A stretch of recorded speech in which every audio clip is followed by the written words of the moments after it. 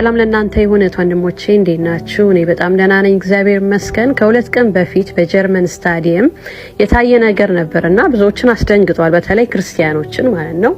በፊት ድብቅ የምንለው ነገር በሙሉ አሁን ግን በግልጽ ማንን እንደሚያመልኩ፣ ለማን እንደሚሰግዱ፣ ቅድመ ሪቹዋል አምልኮ ጣዖታቸውን እንደሚያደርጉ፣ በተለይ ደግሞ ያው ብዙ ጊዜ የምናውቀው በዘፈን ኢንዱስትሪው ነው። አሁን ደግሞ በዚህ በኳስም ኢንዱስትሪው ከሳከር ፕሌየሮች ጀርባ ደግሞ የሚሰራውን አካል በደንብ ማየት እንድትችሉ እንድትመረምሩ፣ ዘመኑ ደግሞ ምን ያህል እንደቀረበና ብዙዎች ደግሞ ነፍሳቸው ለሰይጣን እንደሸጡ ተመልከቱ። እዚህ ጋር በጣም ብዙ ህዝብ ነው ያለው።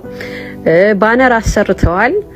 ፔንታግራሙን እንግዲህ እነሱ ሎጎ ነው። እሱን በደንብ እንደምታዩት ታሳዩ። የሰይጣን አምላኪዎች በአብዛኛው የኮከቧ ምልክት ወይንም ፔንታግራሙን ይጠቀማሉ እንደ ሎጎ ማለት ነው። የማን አምላኪዎች እንደሆኑ የሚያሳዩበትን አምልኮ ጣዖታቸውን የሚያመልኩበትም ጭምር ነው። ብዙ ጊዜ እናያለን እንደዚህ ሲያደርጉ፣ ነፍሳቸውን ለሰይጣን ሲሸጡ እንደውም ፔንታግራሙን አድርገው ሻማ አብርተው እንደምታዩት እዚህ ጋር ማለት ነውና ኤኒዌይስ በዚህ እንግዲህ ስታዲየም ላይ የታየው ነገር መጀመሪያ ዲስፕሌይ ያደረጉት ይሄንን ፔንታግራም ነው።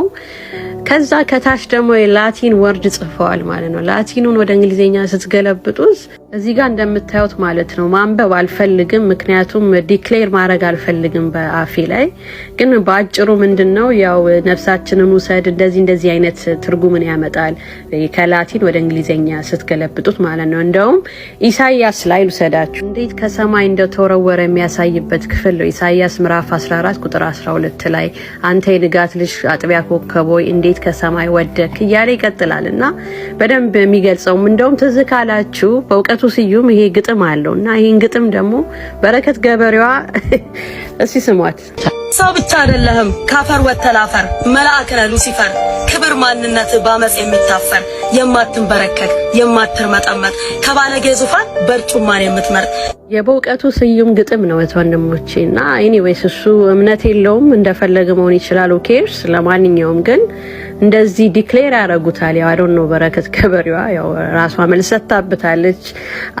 ወደዛ መመለስ አያስፈልግም። ግን እንደዚህ በግልጽ ደግሞ አሁን እዚህ ስታዲየም ላይ ከታች ዲክሌር አድርገዋል፣ ጽፈዋል በላቲን ማለት ነውና ይሄ ጽሁፍ ስትገለብጡት ነፍሳችንን ላንተ እናስረክባለን፣ አንተ የንጋት ልጅ አጥቢያ ኮከብ ሆይ ምናምን እያሉ ያወድሱታል ማለት ነውና ይሄን ነው እንግዲህ ከታች ፔንታግራሙን ካሳዩ በኋላ ከታች የላቲኑን ወርድ ባነሩን አሳዩ።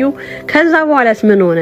ከዛ ዋናውን ወደ ላይ አወጡት ማለት ነው። የሰይጣንን ባነር የያዘ ከነቀንዱ አውሬውን አሳዩ ዲስፕሌይ ማለት ነውና በግልጽ ማለት ነው ማንን እንደሚያመልኩ በዚህ ጊዜ አሁን የተደባበቀ ነገር የለምና እያሳዩን ያሉትና ክርስቲያኖች ይህንን መንቃት አለብን። እንግዲህ ውጊያችን ከመንፈሳዊ ነገር ጋር ነው እንጂ ከደም ከስጋ ጋር አይደለምና መንቃት አለብን።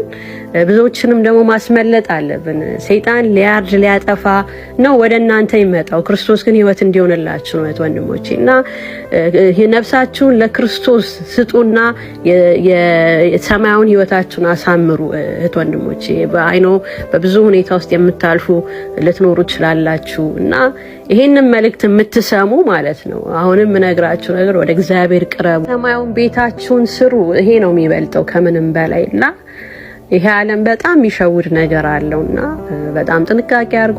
ወደ ጀርመን ስታዲየም ስመልሳችሁ እንግዲህ ያው ዲስፕሌይ ያደረጉት የሉሲፈር እንደሚያመልኩና እዚህ ከታዋቂ እንግዲህ የእግር ኳስ ተጫዋቾች ጀርባ ደግሞ በግልጽ አሁን በጣም እናውቃቸው ፌመስ የሆኑት እንኳን ሪሰንትሊ የሚያስተዋውቁት ማስታወቂያ እንኳን አይታችሁ እንኳን የማንን ሎጎ እንደሚጠቀሙ በጣም በግልጽ ዘመን እያሳዩን ስለሆነ በጣም ጥንቃቄ ማድረግ አለብን። በተለይ ወጣቶች ናችሁ አሁን ትኩረት ማድረግ ያለባችሁ። ከነዚህ ከታዋቂ ሶከር ፕሌየሮች እንግዲህ የእግር ኳስ ተጫዋቾች ጀርባ ሎጎን በግልጽ እያሳዩ ስለሆነ የነዚህ ማሊያ ባለማወቅ እናደርጋለን ወይ ፒክቸራቸውን አሰርተን ደረታችን ላይ ምናምን ብዙ ነገር አለና ያ ባለማወቅ ነው። እንግዲህ ካወቃችሁ በኋላ ግን ከዚህ ነገር ተቆጠቡ፣ ወደ እግዚአብሔር ቅረቡ። ወጣቶች አምልጡ፣ ዘመኑ ይኸው በግልጽ እያሳያችሁ ስለሆነ አምልጡ ላለው ነፍሳችሁን ለሰይጣን ሳይሆን ነፍሳችሁን ለክርስቶስ ላለው መልካም ጊዜ ይሆንላችሁ። በሌላ ቪዲዮ እንገናኛለን።